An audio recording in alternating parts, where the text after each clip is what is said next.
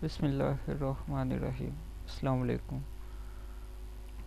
Welcome to my YouTube channel online education. आज हम Punjab text book के न्यू करिकुलम 2025 के अकॉर्डिंग बायोलॉजी के सब्जेक्ट को स्टडी करेंगे। इसमें हम चैप्टर नंबर 1 को स्टार्ट करेंगे, the science of biology. Science क्या है? अब से पिछली जितनी भी क्लासेस गुजरी हैं, 8 क्लास तक, वहाँ पर हमने साइंस के सब्जेक्ट को स्टडी करते आए हैं। साइंस बेसिकली क्या होता है? Science is actually the systematic way of studying the natural world, जिसमें हम लिविंग ऑर्गेनिजम्स से लेकर नॉन लिविंग ऑर्गेनिजम्स के को ऑब्जर्व करते हैं और उन पर डिफरेंट एक्सपेरिमेंट्स करते हैं ताकि रिलायबल आंसर्स को हम निकाल सकें। इसकी मेजर 4 डिविजन्स आती हैं, जिसमें बियोलॉजी आता है, फिजिक्स आता है, केमिस्ट्री आता है और मैथमेटिक्स आता है। इसके अलावा इसकी एक और फील्ड है जिसको हम कंप्यूटर साइंस कहते हैं। बायोलॉजी बेसिकली लिविंग ऑर्गेनिजम्स, चाहे वो प्लांट्स हैं या एनिमल्स हैं, उसकी स्टडी को कहते हैं। On the other hand physics में हम डिफरेंट मोशंस को, फोर्सेस को स्टडी करते हैं। केमिस्ट्री में हम डिफरेंट केमिकल्स को, कंपाउंड्स को, डिफरेंट सब्सटेंसेस को स्टडी करते हैं और उनके रिएक्शंस को स्टडी करते हैं। मैथमेटिक्स में हम देखते हैं डिफरेंट कैलकुलेशंस को और डिफरेंट मेजरमेंट्स को। तो बायोलॉजी बेसिकली क्या है? Biology basically the science of life है, या इसको आप इजी वर्ड में स्टडी ऑफ लाइफ कह सकते हैं, या लिविंग ऑर्गेनिजम्स की स्टडी भी कहते हैं। लिविंग ऑर्गेनिजम्स में हमारे पास प्लांट्स भी आ जाते हैं और इसमें हमारे पास एनिमल्स भी आ जाते हैं।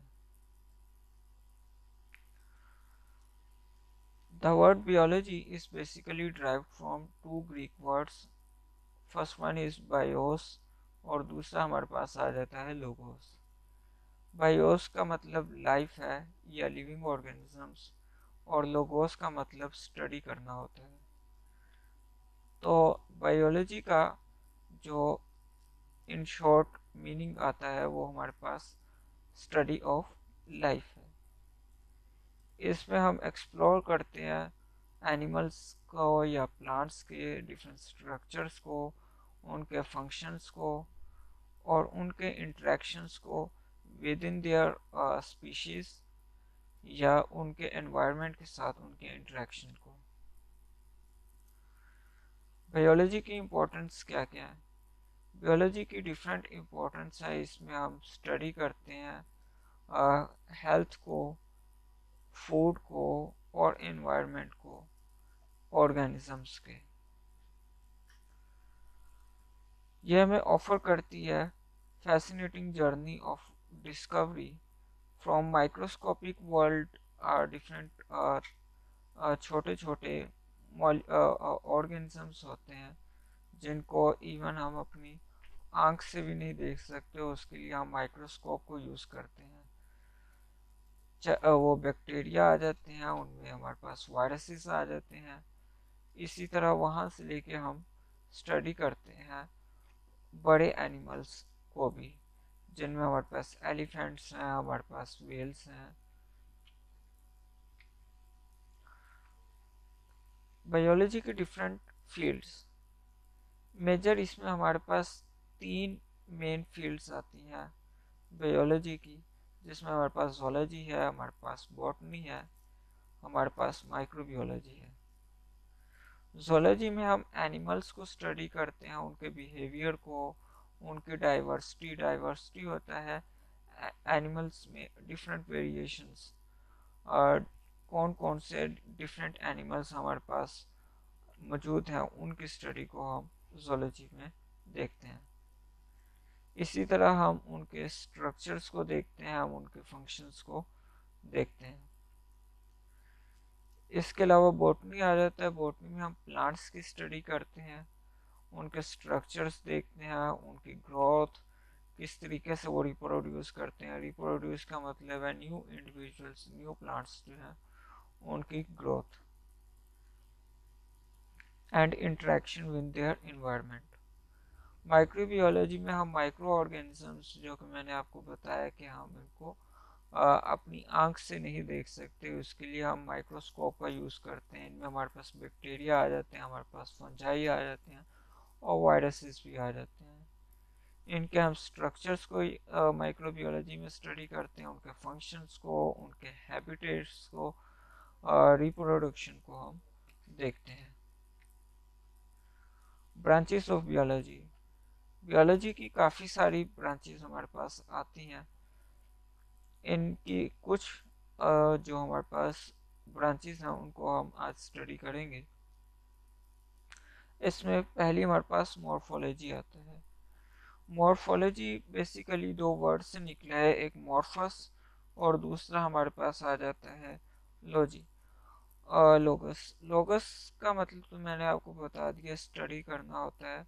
और मॉर्फी का मतलब हमारे पास आ जाता है स्ट्रक्चर या फॉर्म। ठीक है, तो इसमें बेसिकली हम लिविंग ऑर्गेनिजम्स के फॉर्म को, उनके स्ट्रक्चर्स को स्टडी करते हैं, चाहे वो एक्सटर्नल या आउटवर्ड अपीयरेंस है या इंटरनल स्ट्रक्चर्स हैं, जिसमें हम डिफरेंट ऑर्गन्स को, चाहे वो हमारे पास लंग्स हैं, हमारे पास लीवर है, उनको हम स्टडी करते हैं। एक्सटर्नल फीचर्स में आ जाता है कि बॉडी कितने, उसमें हमारे पास लेग्स हैं, हमारे पास हैंड्स हैं, हमारे पास आ जाता है। जिस तरीके से हमारे पास एग्जांपल के तौर पे यहाँ पर ये हमारे पास बटरफ्लाई, ये हमारे पास फ्लाई दी गई है। तो इसमें हम इसकी जब एक्सटर्नल फीचर्स देखते हैं तो हमारे पास हेड है, हमारे पास यहाँ पर इसकी नेक है जिसको हम थॉरेक्स भी कहते हैं। इसके अलावा नीचे हमारे पास एब्डोमेन आ जाता है। इसके अलावा एनाटॉमी आ जाता है। एनाटॉमी जो है वो बेसिकली दो वर्ड से निकला है, एक एना है और दूसरा हमारे पास टॉमी है। एना का मतलब होता है अप और टॉमी का मतलब होता है कटिंग। इसमें हम कटिंग करते हैं, इसमें हम एक्सप्लोर करते हैं इंटरनल फीचर्स को। ठीक है, जिसमें हमारे पास डिफरेंट ऑर्गन्स आ जाते हैं, चाहे जिस तरह ये ह्यूमन बॉडी है, ह्यूमन एनाटॉमी में हम स्टडी करते हैं उसके लंग्स को, उसके हार्ट को और डिफरेंट अदर ऑर्गन्स आ जाते हैं। ये हमें हेल्पफुल होती है डिजीज़ को डायग्नोस करने के लिए, डिफरेंट जो बीमारियां उनको डायग्नोस करने के लिए। इसके अलावा मेडिकल डिवाइसेस डेवलपमेंट के लिए और लाइफ की क्वालिटी को इम्प्रूव करने में। उसके बाद हमारे पास फिजियोलॉजी आ जाता है, जो कि दो वर्ड से निकला है, एक फाइसिस और दूसरा लोगोस। फाइसिस का मतलब होता है नेचर। नेचर किस चीज़ का? Nature of function. इसमें हम फंक्शनैलिटी को डिस्कवर करते हैं, डिफरेंट ऑर्गन्स हैं या डिफरेंट बॉडी पार्ट्स हमारे पास हैं, उनके क्या क्या फंक्शंस हैं। जिस तरह से हमारे पास लेग्स हैं तो उसका क्या फंक्शन है? उसका फंक्शन है चलना, उसका फंक्शन है रन करना। इसके अलावा ब्लड सर्कुलेटरी सिस्टम जो है वो ट्रांसपोर्ट करती है वाइटल सब्सटेंसेस को, फूड को, ऑक्सीजन को। तो ये उसका फंक्शन है। इसके अलावा हिस्टोलॉजी आ जाता है। हिस्टोलॉजी भी दो वर्ड से निकला है, हिस्टस और लोगस से। हिस्टस का मतलब होता है टिश्यू।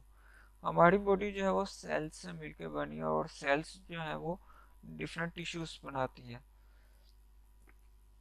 तो उस टिश्यूज के डिफरेंट फंक्शंस हैं, उस टिश्यू को हम स्टडी करते हैं हिस्टोलॉजी में। जिस तरीके से यहाँ पर आपके पास इस डायग्राम में एक टिश्यू बनाकर दिखाया गया है। तो इस टिश्यू का वर्क क्या है? ब्लड को ट्रांसपोर्ट करना। तो tissue examines help disease diagnosis, drug studies. तो जब आप टिश्यूज़ को डायग्नोस उसको एग्जामिन करते हैं तो वो हेल्पफुल होता है आपको डिफरेंट डिजीज़ को डायग्नोस करने के लिए जो कोई टिश्यू से रिलेटेड है, और डिफरेंट मेडिसिन डेवलप करने के लिए।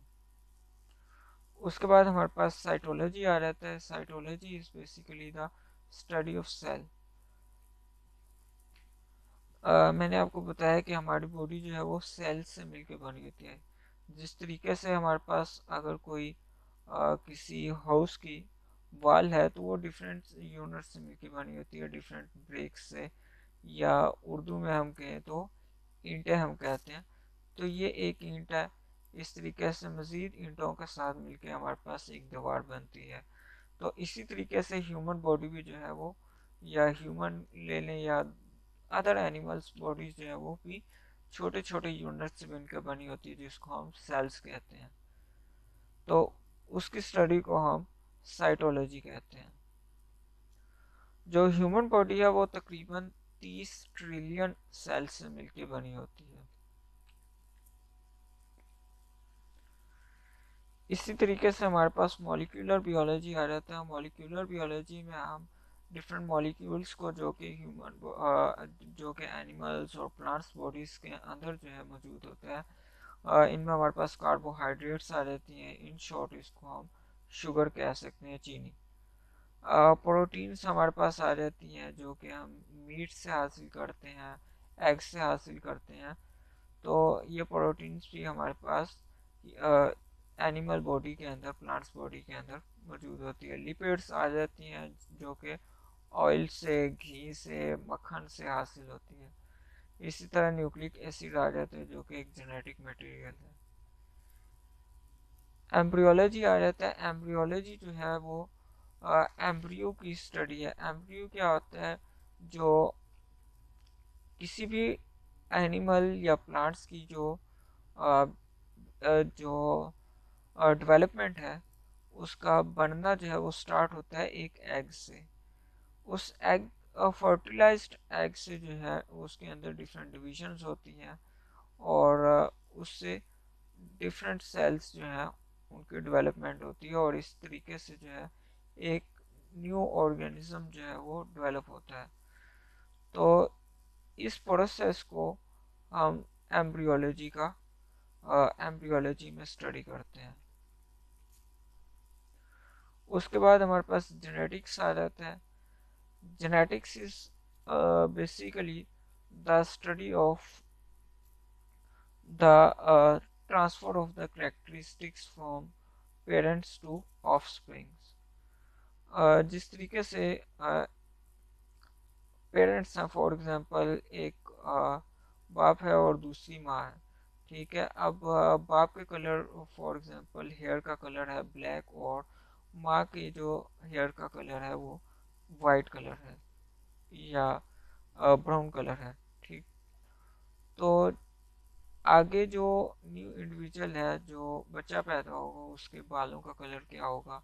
ब्लैक होगा, ब्राउन होगा, या कोई और कलर होगा? वो हम स्टडी करते हैं जेनेटिक्स में, ठीक। इसके अलावा डिफरेंट मजीद ट्रेड्स हैं। आँखों का कलर है, स्किन कलर है, ये सारी हम जेनेटिक्स में स्टडी करते हैं।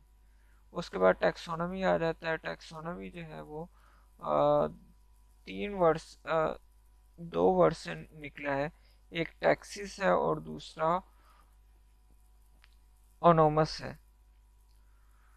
तो टैक्सिस का मतलब ऑर्डर होता है और नोमस का मतलब होता है रूल्स, लॉ। तो इसमें हम डिफरेंट एनिमल्स को एक ऑर्डर के अंदर, एक ग्रुप के अंदर अरेंज करते हैं। तो उस क्लासिफिकेशन को, उस अरेंजमेंट को हम टैक्सोनॉमी में स्टडी करते हैं। उसके बाद पेलियोंटोलॉजी आ जाता है। पेलियोंटोलॉजी तीन वर्ड से निकला है। एक पेलियो, दूसरा ओंटो और फिर लोगोस। पेलियो का मतलब होता है ओल्ड, और ओंटो का मतलब होता है ऑर्गेनिजम्स। इसमें हम बेसिकली ओल्ड, पुराने एनिमल्स की स्टडी, ऑर्गेनिजम्स की स्टडी करते हैं, जिस तरह डायनासोर्स है जो कि अब इस दुनिया में पाए नहीं जाते, मगर इसकी स्टडी हम करते हैं डिफरेंट फॉसल्स की मदद से। तो फॉसिल्स बेसिकली क्या है? Fossils are the remains of plants and animals जो कि रॉक्स के अंदर, पत्थरों के अंदर या मिट्टी के अंदर जो है दब जाते हैं, प्रिजर्व हो जाते हैं, और उसको हम वहाँ से निकालते हैं और उसके बारे में हम स्टडी करते हैं।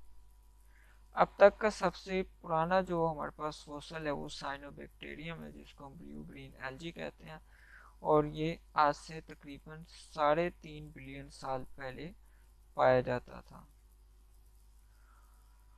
उसके बाद इकोलॉजी आ जाता है। Ecology is basically the study of it is basically the study of environment. ठीक है, इसमें हम इन्वायरमेंट की स्टडी करते हैं और उसका रिलेशनशिप देखते हैं डिफरेंट ऑर्गेनिजम्स के साथ।